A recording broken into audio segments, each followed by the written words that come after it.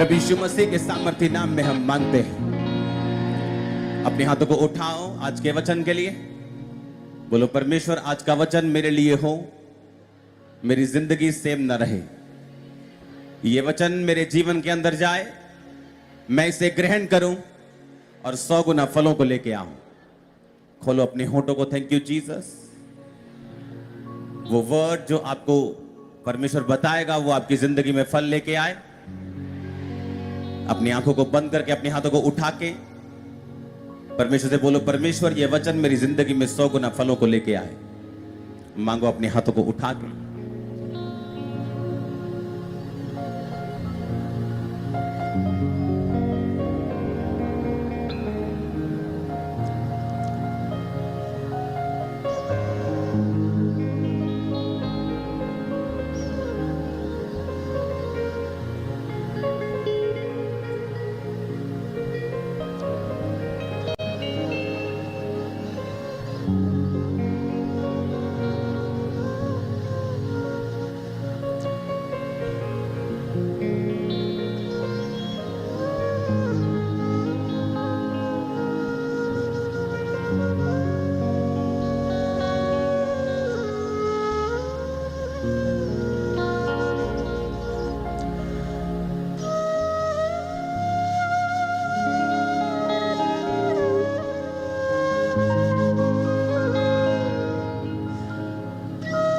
अपने हाथों को उठाओ।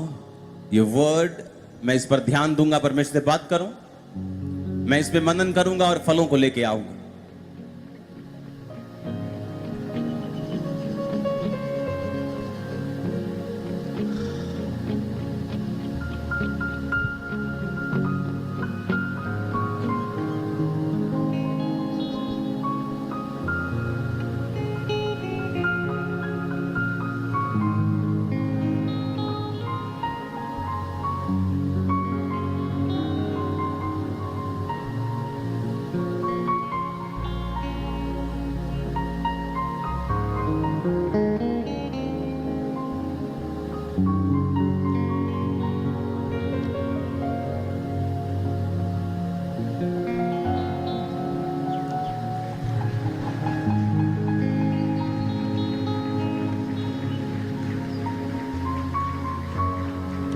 अपने घुटनों के बाहर बैठकर अपनी बाइबल को उठाओ। फिर से अंगीकार करो मैं इस वचन से प्यार करता हूं, ये मेरे शुद्ध रहने का आधार है। अपनी बाइबल को उठाओ अपने हाथों में। ये मेरे चंगे रहने का आधार है। सब ब्रांचेस, सब ऑनलाइन चर्च, बाइबल को उठाओ अपने हाथों में।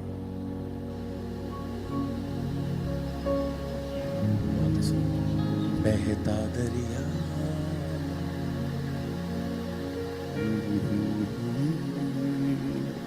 अपने होंठों को खोलो। बहता दरिया यीशु मेरा, इसमें तू डूब जा, अपने जीवन के सागर की सारी कड़वाहट मिटा। अपने हाथों को उठाकर सर्वशक्तिमान परमेश्वर मैं अपने आप को तेरे हाथों में सौंपता हूं, ग्रहण करने योग्य बनाता हूं। होंठों को खोलो। थैंक यू जीसस बोलते हुए अपने हाथों को उठा के गुरदासपुर क्रूसेड के लिए परमेश्वर की तारीफ कर दो जितनी हो सकती। ऊंची आवाज में हालेलुया। अपने हाथों को उठाओ। थैंक यू जीसस उन सब ब्लेसिंग्स के लिए जो तूने हमें पास्ट में दी हैं। हम विश्वास करते हैं खुदावन तेरी वफादारी को, तेरी भलाई को हम आने वाले समय में और अधिकताई के साथ देखेंगे प्रभु यीशु मसीह के नाम में। आमीन। ऊंचा ये आशीष आपकी चर्च। हालेलुया। स्वागत है यीशु मसीह की प्रेजेंस में आप सबका। इसको पंच में लेके आओ, सो बहुत सॉफ्ट है। अपने पड़ोसी को बोलो ध्यान से सुनना, क्योंकि सुनना विश्वास को पैदा करता है। बोलो अपने पड़ोसी को आमीन।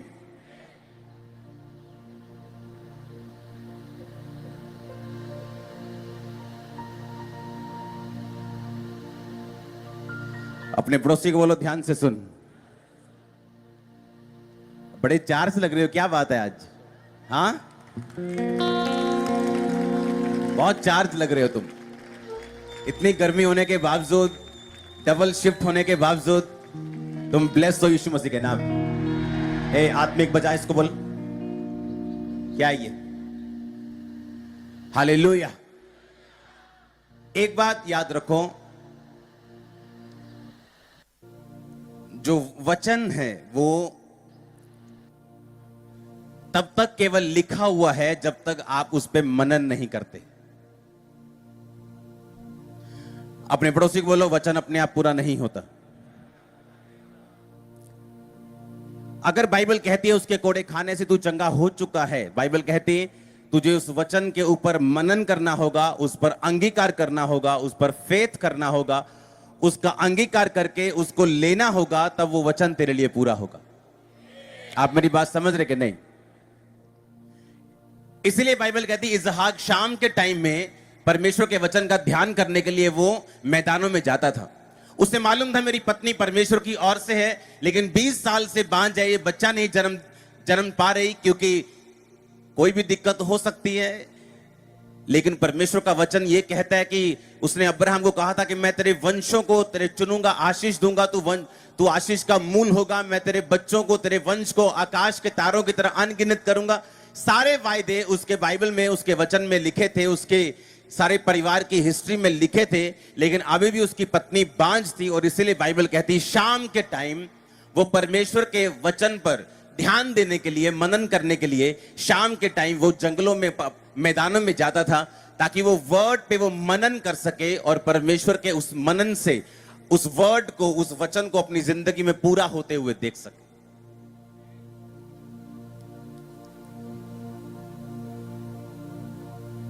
प्रेरितों के काम 9 उसकी 36 से 43 आयत, आपने जो क्रूसेट पे वचन सुना था उसको आज हम थोड़ा एक्सप्लेन करके सुनेंगे। उसमें लिखा कि याफा में तबीता अर्थात दोरकास नामक एक विश्वासनी रहती थी। वह बहुत से भले काम और दान करती थी। उन दिनों में बीमार होकर वो मर गई और उसे उन्होंने नहलाकर अटारी पर रख दिया, इसलिए कि लुद्दा याफा के निकट था। चेलों ने सुनकर कि पतरस वहां मौजूद है, तो मनुष्य भेजकर उससे विनती की कि हमारे पास आने में देर न कर। पतरस उठकर उनके साथ हो गया और जब पहुंचा तो वे उसे उसी अटारी पर ले गए जहां उन्होंने उस विधवा के उस शरीर को, उस शव को, उसकी लाश को रखा हुआ था। और सब विधवाएं रोती हुई आ खड़ी हुई, वो कुर्ते और कपड़े दोरकास ने उनके साथ रहते हुए बनाए थे वो दिखाने लगी। तब पतरस ने सबको बाहर कर दिया और घुटने टेककर प्रार्थना की और शव की ओर देखकर कहा, हे तबीता उठ। तब उसने आंखें खोल दी और पतरस को देखकर उठ बैठी और उसने हाथ देकर उसे उठाया और पवित्र लोगों और विधवाओं को बुलाकर उसे जीवित उठा दिया। अब मेरी बात सुनो, पिछली आयत को दोबारा से पढ़ेंगे।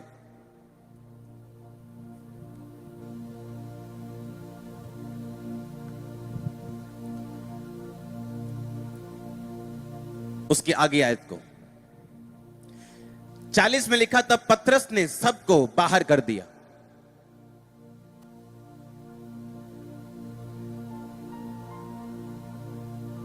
हालेलुया। पतरस ने सबको क्या कर दिया? किनको? वो कौन थे? हाँ, रोने वाले लोग थे। तारीफ करो जोर से। कौन थे वो रो रहे थे, हाय ये क्या हो गया, एक भला आदमी मर गया। वो आदमी मर गया जो दान करता था, वो औरत मर गई जो कपड़े बना के हमें देती थी। हाय मर गई, मर गई, मर गई। हाय प्रभु ने ऐसा क्यों किया? जब पतरस अंदर आया तो उसे मालूम था कि मैं इसको जीवित नहीं कर सकता जब तक ये लोग बाहर ना जाएंगे।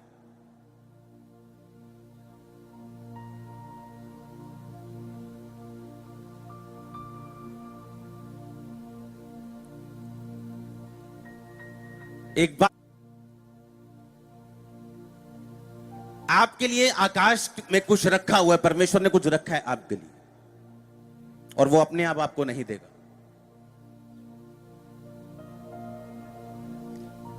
आपको स्पिरिट में जाके, आत्मा में जाके, मनन में जाके, आत्मिक अपनी ताकत को इकट्ठा करके और समझ के उसको लेना होगा परमेश्वर से। हट जाओ, मेरी बात समझ रहे हो कि नहीं? पतरस जब अंदर आया, उसने देखा कि एक औरत को, उसकी लाश को इधर रखा हुआ है और मुझे इसको जीवित करना है, लेकिन इन रोने वालों के कारण मैं इसे जीवित नहीं कर सकता। और बाइबल कहती पतरस ने सबको बाहर कर दिया, कहता बाहर पहले गेट आउट हो जाओ, सब बाहर जाओ पहले।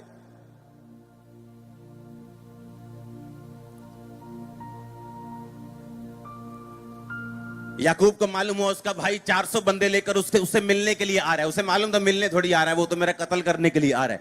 बाइबल कहती है उसने सभी औरतों को, सभी बच्चों को, सारे भेड़ों, बकरियों, गायों, सभी नौकरों को अपने आगे भेज दिया। अकेला रह गया, असिस्टेंट तक नहीं रखा। और बाइबल कहती नदी के उस पार अकेला रह के वो रात को प्रार्थना करनी उसने शुरू की। आपकी प्रॉब्लम्स रियल हैं, बीमारियां रियल हैं, आपका फाइनेंशियल स्ट्रगल, आपकी मैरिज में स्ट्रगल, आपकी फैमिली में गड़बड़ रियल है। और जब तक आप रियल आत्मिक नहीं हो जाएंगे, आप इन प्रॉब्लम से कभी भी निजात नहीं पा सकते, आप कभी इनको हैंडल नहीं कर सकते। एक है शरीर में हैंडल करना कि 400 बंदा लेके वो आ रहा है और 400 बंदा लेके आप चले जाएं, फिर देखी जाएगी वो मरता है कि ये मरता है। पर उसे मालूम था कि मैं शरीर में इस युद्ध को नहीं लड़ सकता जो परमेश्वर ने आपके सामने रखा है। हालेलुया। और वो युद्ध उसे मालूम था मुझे स्पिरिट में लड़ना है, मुझे आत्मा में लड़ना है और मुझे आत्मिक रीति के साथ फाइट करनी है। इसलिए बाइबल कहती है याकूब सारी रात मनन करता रहा और प्रभु से कहता रहा जब तक तू मुझे आशीष नहीं देगा मैं तुझे छोड़ूंगा नहीं। बोलो आत्मिक रीति से युद्ध करना।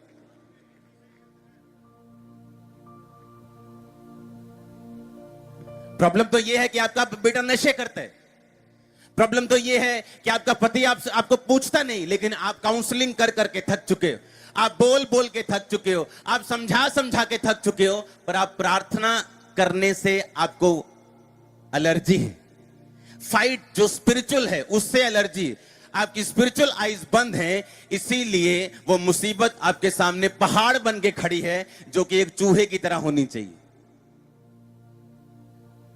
अगर तो आप आत्मा के बाहर हैं फिर तो वो पहाड़ है, लेकिन अगर आप आत्मा के अंदर हैं फिर वो आपके लिए चूहा है। फिर से पढ़ेंगे 40 आयत को। तब पतरस ने सेवक सबको बाहर कर दिया और घुटने टेक कर प्रार्थना की और शव की ओर देखकर कहा, हे तबीता उठ। आत्मिक जीवन असली है। आपके टीवी में, आपके घर के टीवी में गाने चल रहे हैं, आप वहां प्रेयर नहीं कर सकते। सब तरह के प्रोग्राम वहां चल रहे हैं, सास बहू से लेके नागिन से लेके, आप वहां प्रार्थना नहीं कर सकते। आपको लगता है परमेश्वर दिल देखता है, तो यहां भी परमेश्वर दिल ही देखता है। अगर गिफ्ट था तो वहीं वो लोगों के सामने उसको उठाकर खड़ा कर देता। तो पतरस जो परमेश्वर से अभिषेक था, परमेश्वर का प्रेरित था, बाइबल कहती है उसने सबको बाहर निकाला। बाहर निकालने के बाद वो कर पाया जो वो करना चाहता था, क्योंकि इन चीजों में आत्मिकता लगती है। और आत्मिक होने के लिए बाइबल कहती है जब तू प्रार्थना करे तो द्वार बंद करके, चिटकनी लगा के, द्वार बंद करके अपने पिता से गुप्त में प्रार्थना कर। तेरा पिता जो गुप्त में तुझे कहते हुए बोलेगा, तेरा न्याय करेगा और तेरी प्रार्थना का उत्तर देगा। हमें अकेले प्रभु के साथ जब तक हम समय नहीं बिताएंगे, हमें मालूम नहीं होगा हम कौन हैं, हम किस लिए बुलाए गए हैं, आगे परमेश्वर की योजना क्या है, जो परमेश्वर ने मेरे लिए रखा हुआ है उसको कैसे जमीन पे उतारना है, क्योंकि वो तब तक आसमान में ही खड़ा रहेगा, जमीन पे नहीं उतरेगा। आप कहेंगे मेरे लिए प्रोफेसी हुई थी, फलाने देश में फलानी जगह पे फलाने लोग ने की थी, लेकिन वो अब तक पूरी नहीं हुई, 15 साल हो गए। ऐसे भी लोग हैं जो 90 साल के होके मर गए और कहते थे प्रभु हमें यूज करेगा, वो कहता था लेकिन उसने किया नहीं। क्योंकि प्रोफेटिक वर्ड लेने के बाद आपको एक लड़ाई को लड़ना होता है। वचन सुनने के बाद यीशु मसीह की इच्छा जानने के बाद कि मैं तेरे वंश को बचाऊंगा, मैं तुझे ब्लेस करूंगा, मैं तुझे हील करूंगा, मेरे कोड़े खाने से चंगा हो चुका है, इस वचन को सुनने के बाद हमें एक स्पिरिचुअल फाइट करनी होती है उस वचन को अपनी जिंदगी में पूरा होते हैं देखने के लिए। अदरवाइज वो वचन सिर्फ लिखा हुआ रहता है, हमारी लाइफ में पूरा हुआ नहीं रहता। उसका एक रोल है, आपका भी एक रोल है। आमीन।